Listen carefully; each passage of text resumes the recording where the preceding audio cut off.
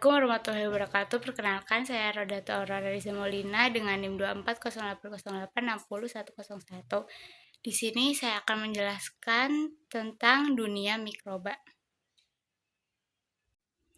Jadi, menurut kalian itu apa itu mikrobiologi?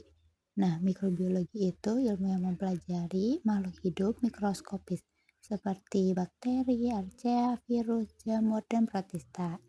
Lalu mereka bisa hidup di mana saja, di tanah, di air, udara, bahkan di tubuh kita sendiri. Tapi tenang, nggak semua mikroba itu jahat. Banyak juga justru membantu kita. Lalu yang kedua ada manfaat mikrobiologi. Manfaatnya itu ada 3. Pertama, di bidang kesehatan. Mikroba itu dipakai untuk membuat antibiotik, vaksin, dan probiotik yang baik buat pencernaan. Lalu yang kedua, di industri dan pangan itu mikroba berperan penting dalam fermentasi. Misalnya tuh kayak bikin tempe, keju, dan tape. Lalu yang ketiga, manfaat mikrobiologi bagi lingkungan. Nah, di lingkungan itu mikroba itu membantu mengurai limbah dan membersihkan pencernaan minyak. Lalu yang ketiga ada aspek dasar mikrobiologi. Nah, di dalam mikrobiologi itu kita mempelajari dari bentuk tubuh mikroba, cara mereka makan, hingga genetiknya. Ada yang hidup dengan oksigen atau aerob, ada juga yang hidup tanpa oksigen atau anaerob, dan bahkan mikroba juga bisa berkompetensi seperti manusia yang berebut makanan dan tempat hidup.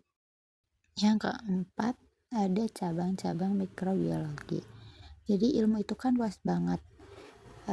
Yang pertama itu cabang-cabang mikrobiologi itu ada mikrobiologi medis, itu mempelajari penyakit, infeksi, dan vaksin.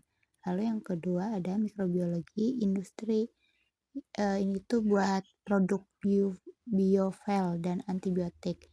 Lalu yang ketiga ada mikrobiologi pangan. Nah, mikrobiologi pangan itu untuk keamanan pangan dan fermentasi.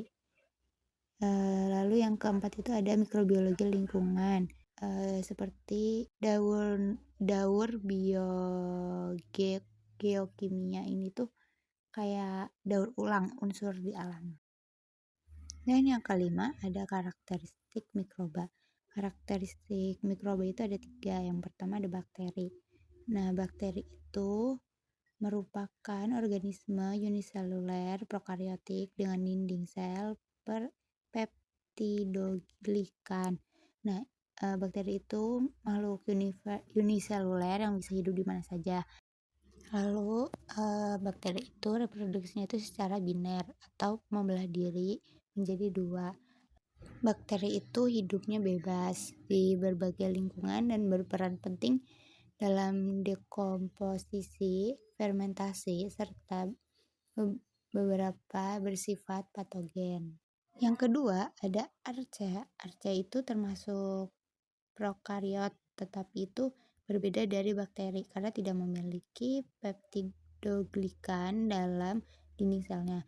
Lalu itu mampu hidup di lingkungan ekstrim seperti tempat bersuhu tinggi, sangat asin atau sangat asam.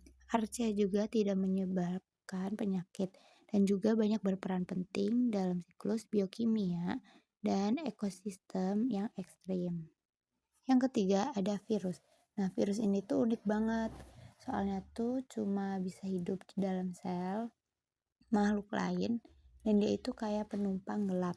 Virus tersusun atas asam nukleat atau DNA atau RNA yang dilindungi oleh kapsid protein.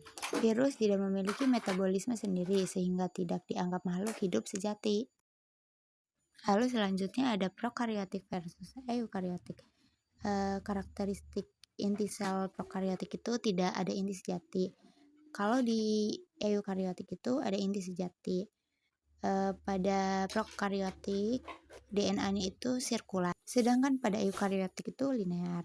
Pada prokariotik ukurannya itu 0,2 sampai 2 mikrometer, sedangkan pada eukariotik ukurannya itu 10 sampai 100 mikrometer. Dan contoh pada prokaryotik itu ada bakteri dan archaea.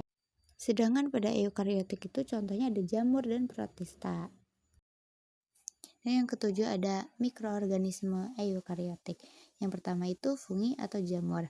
Dinding selnya itu terbuat dari keratin, hidupnya itu saprofit atau menguraikan bahan organik mati, atau parasit itu menyebabkan penyakit. Contohnya itu Saccharomyces cerevisiae pada fermentasi roti dan alkohol. Dan yang kedua ada protista. Protista ini umumnya uniselul. Hidup bebas di air, bersifat fotosintetik atau autotrof atau hematotrof, memakan organisme lain. Contohnya itu pada Euglena fotosintetik dan amuba bergerak dengan pseudopodia dan paramecium bergerak dengan silia. Lalu yang ke-8 ada fase-fase pertumbuhan mikroba. Nah, kurva pertumbuhan mikroba itu menunjukkan pertumbuhan jumlah sel mikroba terhadap waktu dalam suatu kultur tertutup. Nah, yang pertama itu ada fase lag atau adaptasi.